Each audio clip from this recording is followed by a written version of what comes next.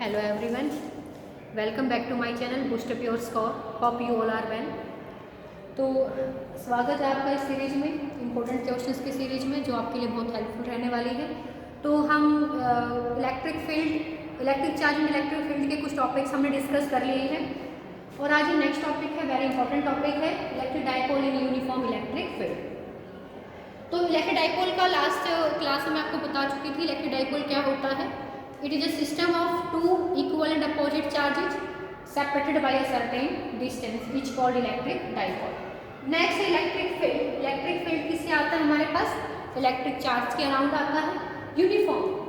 तो सबसे पहले यूनिफॉर्म, कई बार तो 1 मार्क में ये ही पूछ लिया जाता है कि ड्रॉ यूनिफॉर्म इलेक्ट्रिक फील्ड। तो this is uniform electric field. Uniform electric field is represented by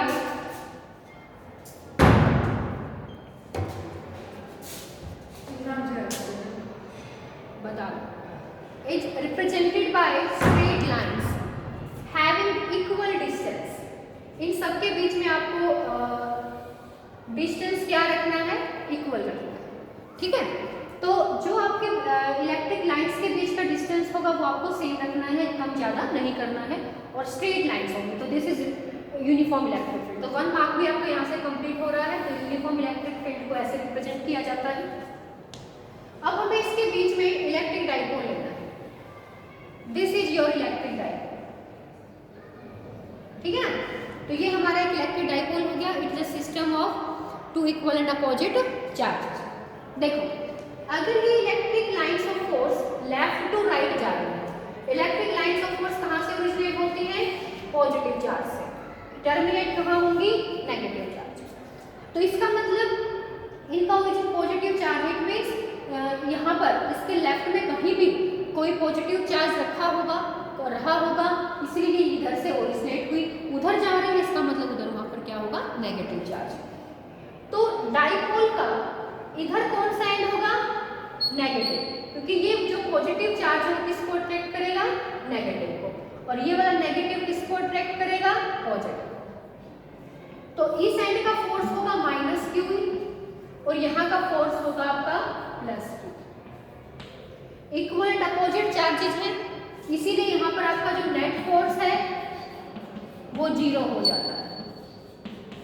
बहुत इंपॉर्टेंट क्वेश्चन राइट होता है 1 मार्क्स का। जब भी किसी डाइपोल को यूनिफॉर्म इलेक्ट्रिक फील्ड में रखा जाता है तो net force 0। It will experience only torque. तो यहाँ पर क्या एक्सपीरियंस होगा? ओनली टॉर्क, ठीक है।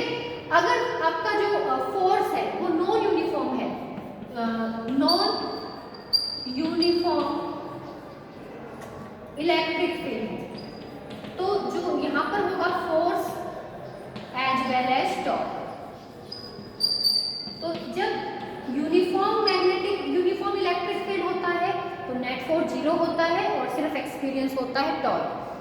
जब आपका इलेक्ट्रिक फील्ड नॉन यूनिफॉर्म होता है तो force as well as torque. तो क्योंकि नॉन यूनिफॉर्म इलेक्ट्रिक फील्ड में इन दोनों की वैल्यू क्या होगी? चेंज होगी। तो नेट कोई ना कोई आपके पास तो फोर्स की भी वैल्यू आएगी। बट यहाँ पर Q -2 और +2, ई भी Q तो सेम है ही, ई भी सेम होने से तो नेट फोर्स क्या आ गया? 0।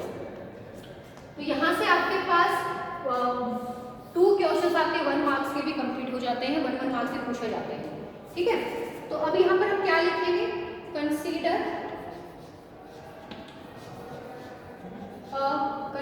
An electric dipole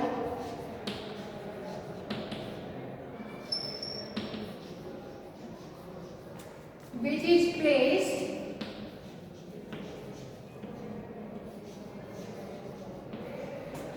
in uniform electric field as shown in figure, जैसा हमने दिखाया है।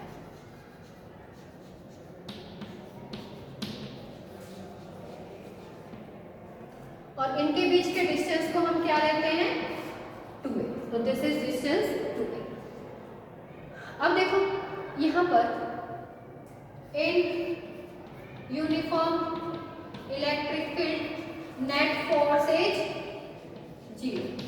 तो dipole will experience only torque. Dipole क्या एक्सपीरियंस करेगा? Only torque. Dipole will experience only torque. Clear? तो जो टॉर्क है, टॉर्क का फोर्स फॉर्मूला क्या होता है? इधर force into perpendicular force into perpendicular distance. तो देखो इधर फोर्स, हम कोई भी फोर्स ले सकते हैं। तो यहाँ पर क्या है? फोर्स। अगर मैग्नीट्यूड लूंगी तो क्या बन जाएगा? क्यू। ये क्या है? Minus Q. वो क्या है? क्यू। और हमें फोर्स का क्या लेना है? मैग्नीट्यूड लेना है। तो मेरे पास कोई भी फोर्स ले सकते हो। इधर फोर्स में आपके पास आ गया क्यू। अब बात है परपेंडिकुलर डिस्टेंस की।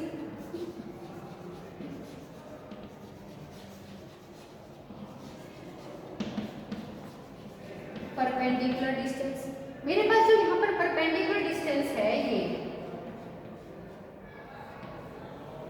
ये मान लो पॉइंट मेरा ए है, ये एन है, ठीक है, और ये एन है तो ये मैंने इसको ले लिया बी, ठीक है। तो ये एन क्या है? इन दोनों पॉइंट्स के बीच का, इसके बीच के इस डाइपोल और इस डाइपोल के बीच का ये एन है, वो क्या बन गया मेरा? Perpendicular distance. तो एन। अब देखो मुझे अपना परपेंडिकुलर डिस्टेंस निकालना है। कैसे निकालेंगे? मान लो जो ये एंगल है मेरा, वो कितना, जो ये डाइपोल है ये इलेक्ट्रिक फील्ड के साथ कितना एंगल बना रहा है? थीटा। अगर ये एंगल थीटा है तो ये एंगल भी कितना होगा? थीटा होगा बाय ज्योमेट्री। तो from triangle A N B या एन ए बी या बी एन कुछ भी लिख सकते हैं, फ्रॉम राइट एंगल ट्रायंगल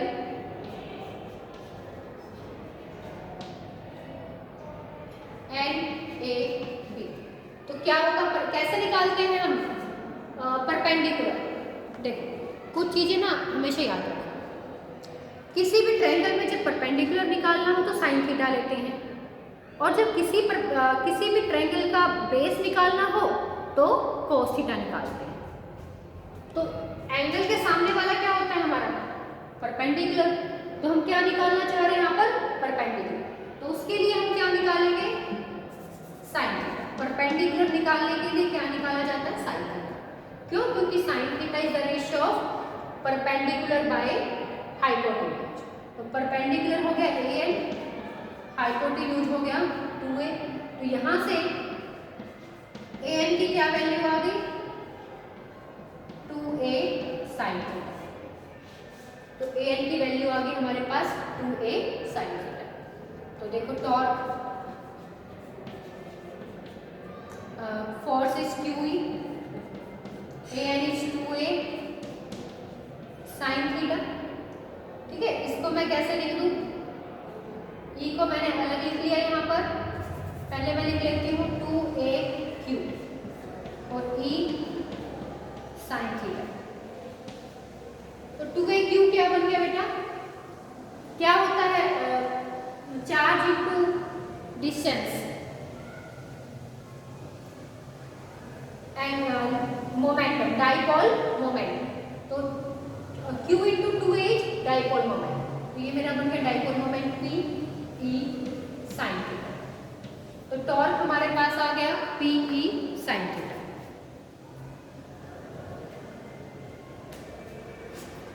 तो ये टॉर्क की वैल्यू है P E साइन। अगर मैं इसको वेक्टर फॉर्म में रिप्रेजेंट करना चाहूँ, वेक्टर फॉर्म,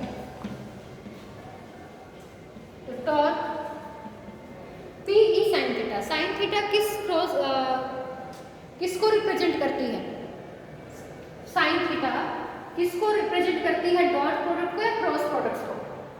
तो याद रखिए जो हमारी साइन थीटा है वो क्रॉस प्रोडक्ट को रिप्रेजेंट करती है, जो टॉर्क होगा वो होगा P क्रॉस T,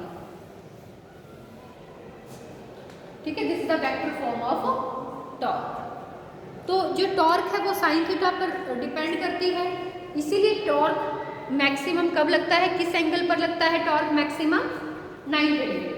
तो जब हमारा एंगल 90 डिग्री पर, थीटा 90 डिग्री होगा तो टॉर्क मैक्सिमम होगा, और जब हमारा थीटा 0 डिग्री होगा तो साइन 0 0।